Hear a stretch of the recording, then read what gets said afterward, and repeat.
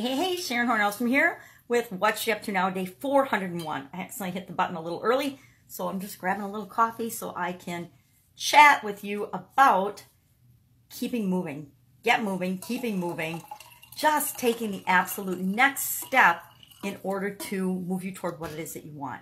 Now, why do I say this? Because I'm in the midst of rolling out and launching. Launched last week, did the 3 days of live plus a fourth day of Q&A. And now for a couple of days, we're actually offering the follow-up, the next step to this Women's Summit. Amazing Women's Summit, incredible women, all about customers and, finding, attracting, winning customers over, getting them to come to your business, providing them with an incredible experience, then taking that experience to the next level by encouraging them to be repeat customers, and then turning them into raving fans and lifelong customers, which is what we all want, right? We only need a small number of absolute raving fans and lifelong customers to actually achieve whatever it is you want in life. There's an article written, and I'm going to forget who it's by, but it's about true fans, 1,000 true fans or something. Any artist or person can actually create the living that they want and can make a really amazing living by just having 1,000 true fans. Now you might be saying, I only have 2 customers. I just started my business, or I don't have any customers. I'm just starting my business.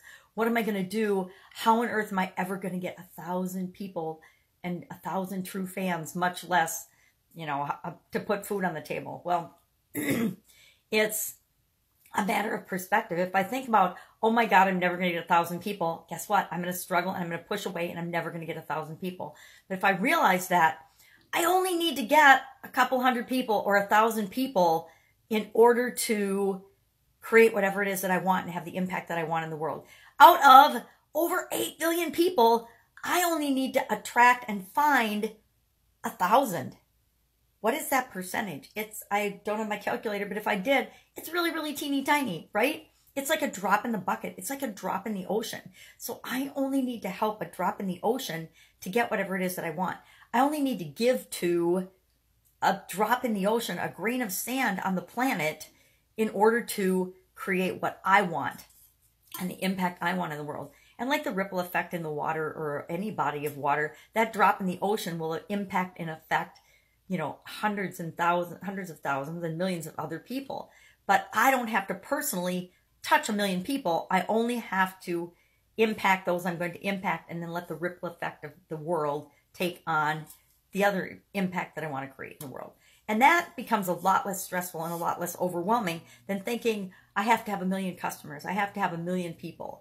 And even 1 million people out of 8 billion is a drop in the bucket, right? So whatever you're looking to do or produce, look at it from the perspective of it really isn't as ginormous a deal as you think it is. And that whatever you imagine, you can figure out a way to make that happen. So today I am thinking about getting things done, putting one foot in front of the other. The next step. I only need to know the absolute next step. So every day I've adopted from one of my coaching students, I learned this, the one thing philosophy. And I will admit, I still haven't read the one thing book.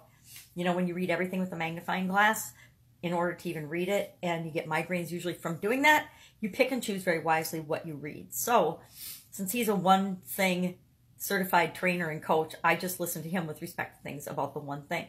And what I've done, and it's really made a difference since I've been watching the 3-year-old, is I was doing it before, and it just has really helped me to continue to take that next step and create momentum in my business, even though I'm spending a whole lot less time on it than I was, a couple of weeks ago.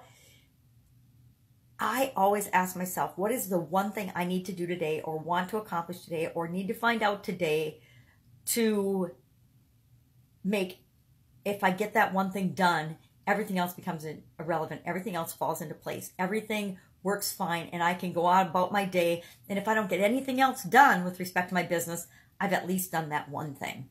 So every day I ask myself, now I kind of switch that up a little bit to it's the one thing, but what's the next thing? What is the next thing that I need to do to move my business ahead? What is the next thing I need to do in this 5-minute increment here or there that I find throughout my day that will get me the result I want? And that, after I get my one thing done, is, or it might be chunking down my one thing these days to get that next thing done. It's what's the next thing I need to do to get my one thing done. Maybe it's I need to pick up the phone and sneak in a phone call. Maybe I need to do a coaching call. Maybe I need to answer a Voxer. Maybe I need to write a blog post or do a post on social media. Maybe I need to create a video. Maybe I need to make a video. And what is my one thing? What is the thing I need to do? What is the thing you need to do to get your business moving in the direction you want? And not, you don't have to do 400 things. I'm just the queen of the 400 item to-do list. And it didn't serve me very well. It actually made me dead. So I don't recommend that. I don't recommend the stress that is created by having these endless to-do lists. And for women, it's really natural. We have so many things that we need to do and take care of that we like to write them all down. And writing them all down is okay, but then pick and prioritize, what do I really have to get done today? What is going to be, it's going to be the end of the world if I don't get this done. And if I ask myself, is this going to be the end of the world if I don't get this done? That helps me really easily prioritize and decide what I am and am not going to do. Is it going to be the end of the world if I don't get the dishwasher loaded before I leave the house today? Probably not. Is it going to be the end of the world if I don't share an offer online that I wanted to share with people? Probably not.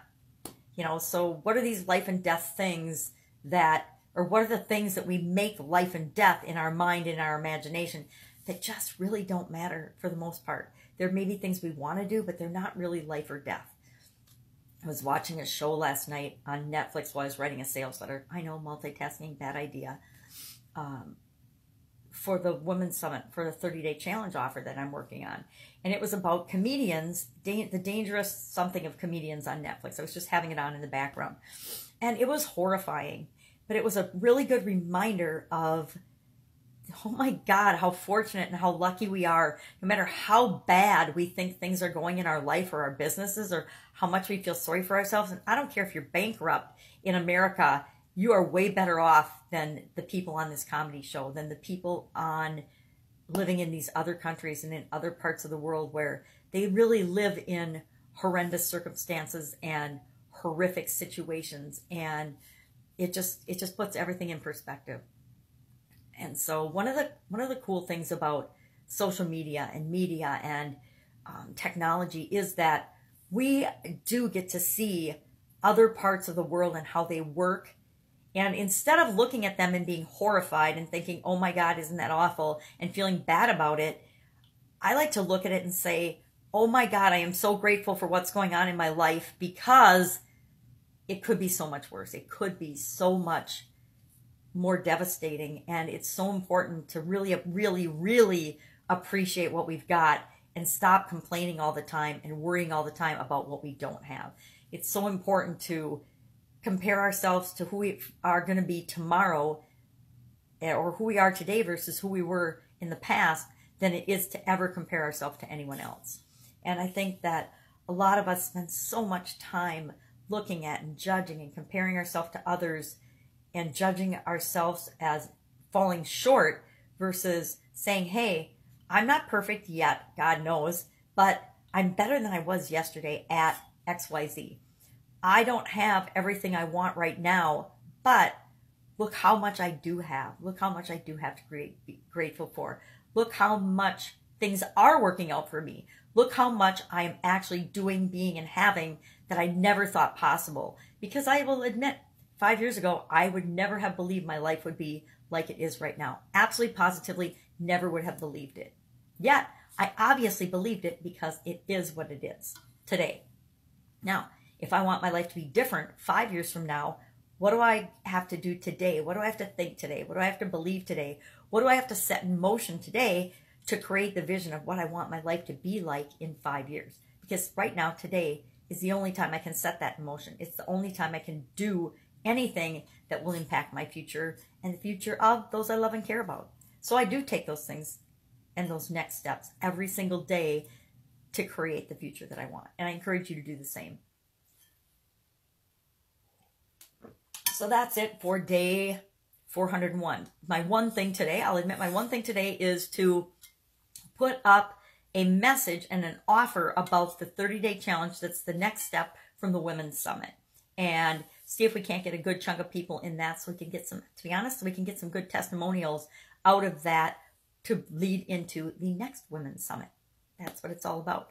Creating a change in the world, creating my legacy, not necessarily my legacy, our legacy of, I guess, women helping women, people helping people. Really interesting. I watched a comedy the other day, and I don't remember the name of it. It was, Baby Mama. It was Baby Mama.